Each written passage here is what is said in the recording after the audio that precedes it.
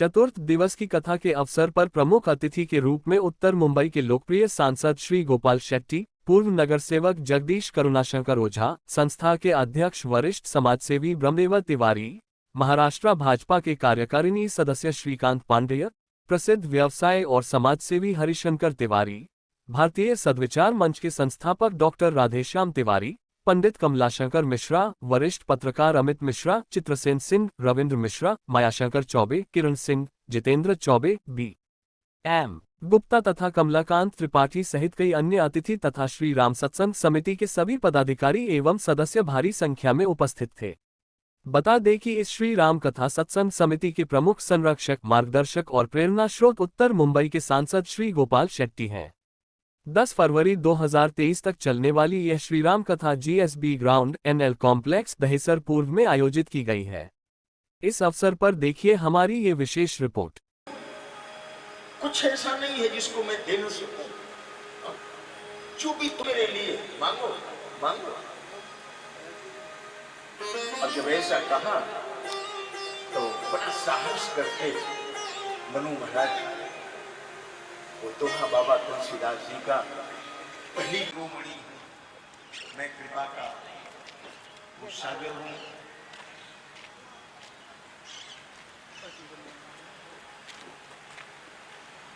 हाँ देखिए, इधर आ आराम से आ जाए, कोई नहीं अपनी प्रमुख संरक्षक मार्गदर्शक, जंगल के लोकप्रिय और गार्डन सम्राट, आज मैंने सुना ये शब्द, आज ही मुझे ये शब्द सुनने को मिला।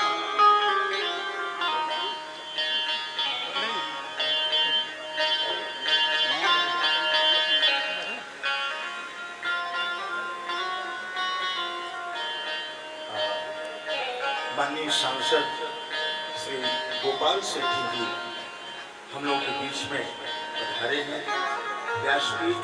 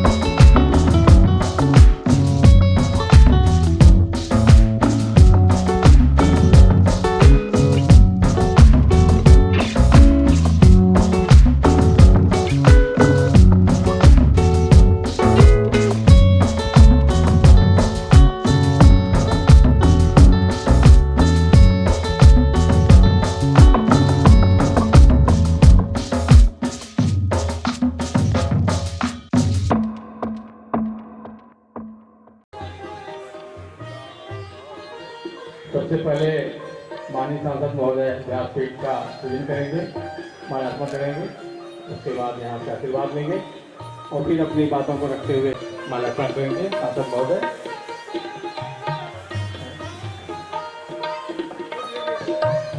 व्यास जी का पूजन कर रहे हैं, माल्यार्पण कर रहे हैं। सांसद महोदय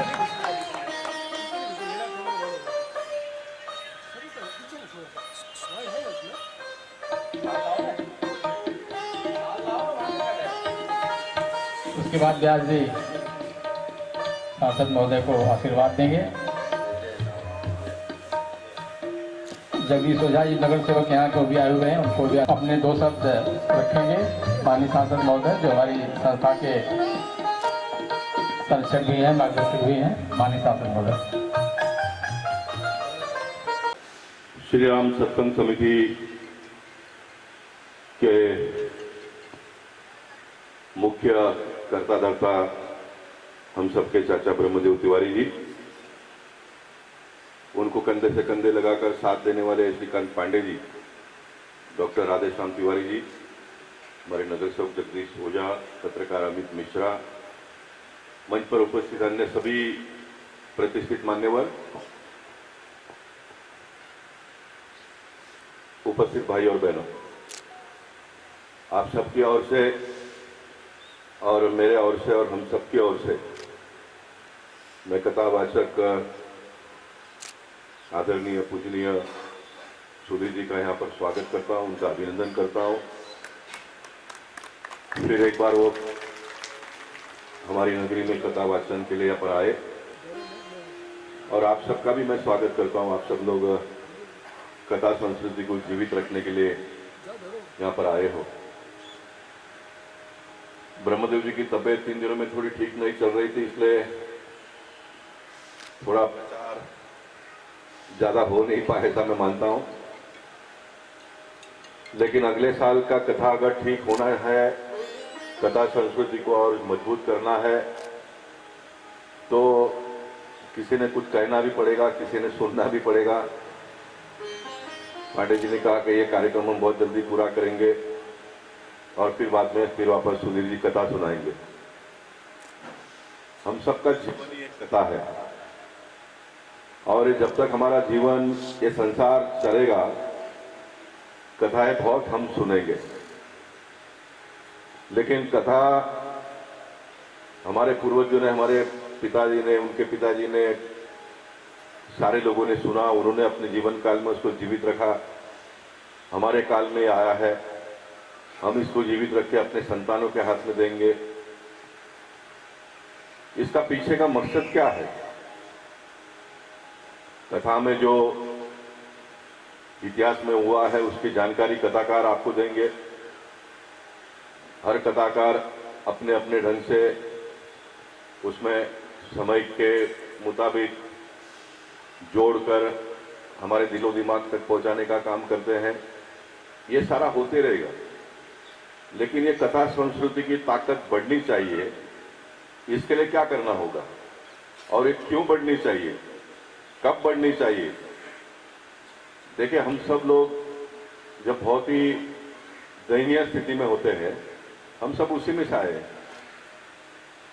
तो उस समय हम कुछ बातों का पालन बहुत कठोरता से करते हैं और जैसे जैसे हमारी स्थिति परमात्मा भगवान अच्छा करते हैं तो हम उसमें से निकलते जाते हैं और फिर कुछ नए होते हैं।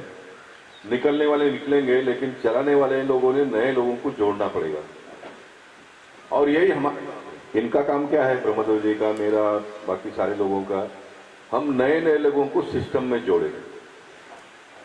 और ये आज के समय में हिंदुत्व इतने चरम सीमा पर मोदी जी ने ले जाकर रखा है, पूरे देश में, नहीं तो दुनिया में हमारा डंका बज रहा है भारत देश का।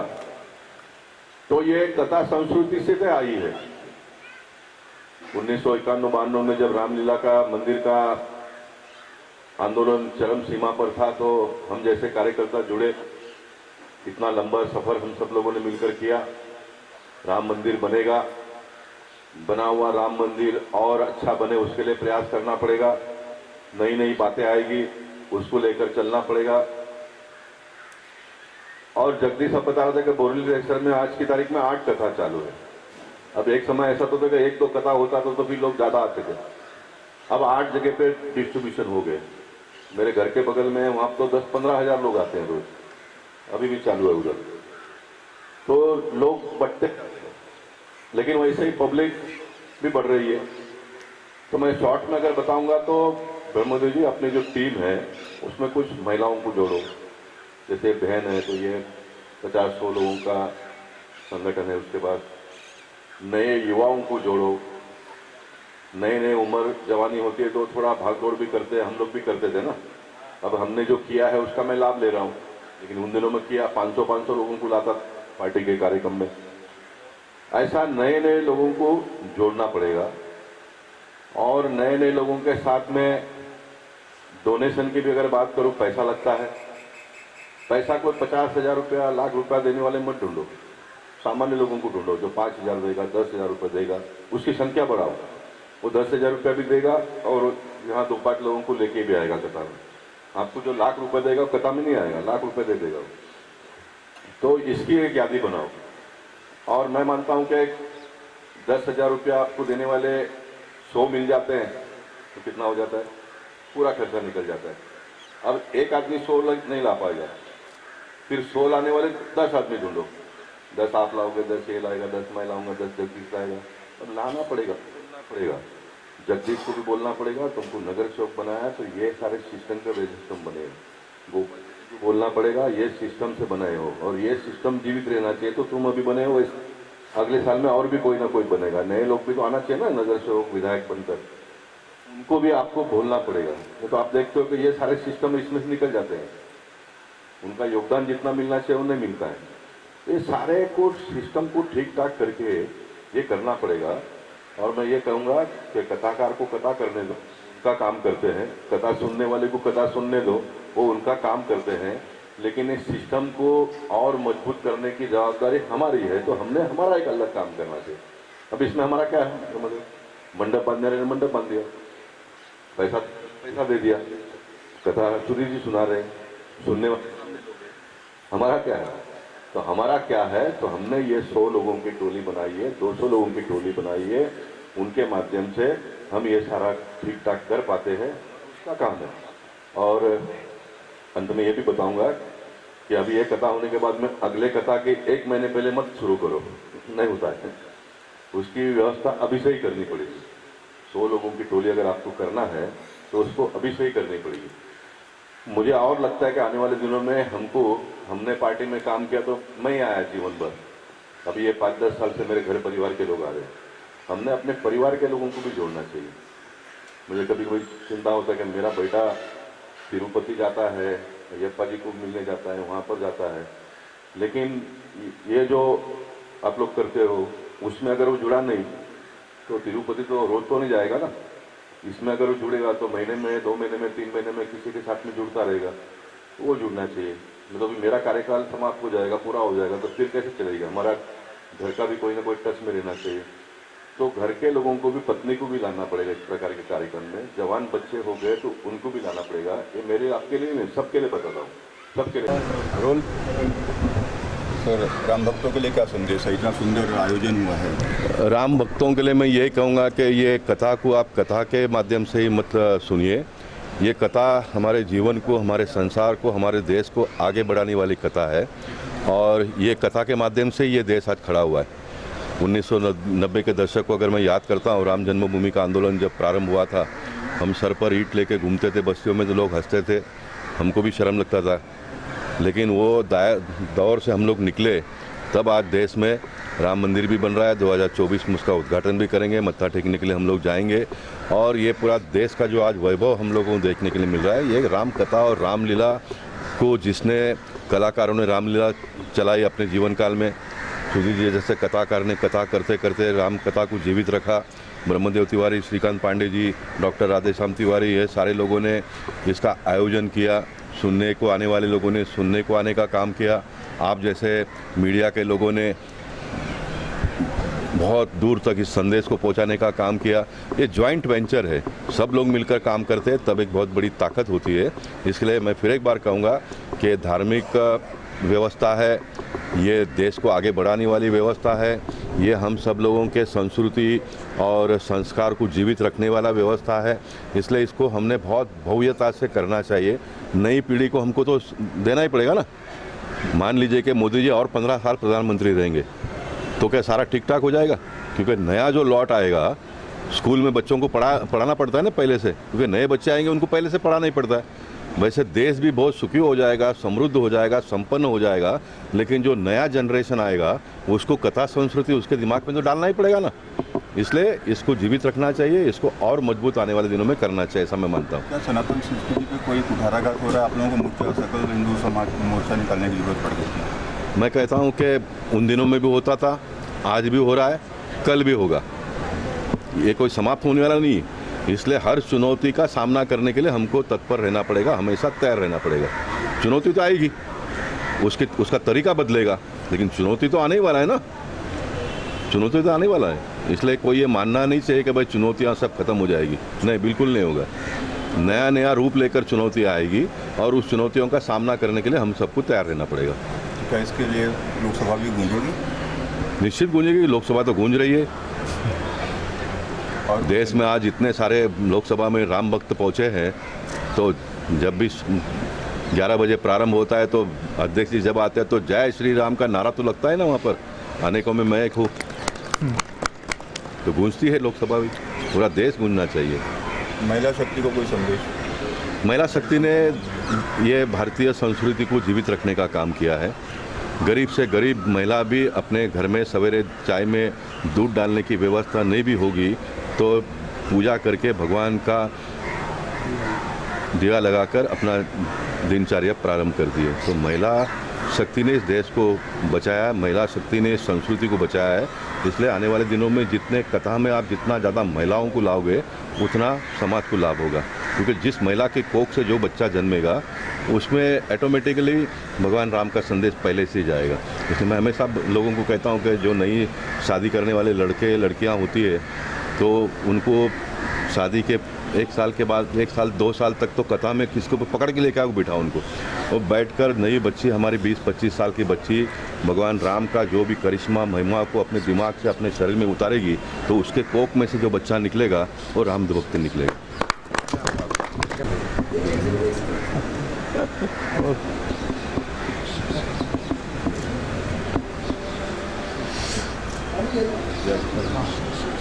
आवाज भैया आगे जा, ठीक है। जोर से चालू करो।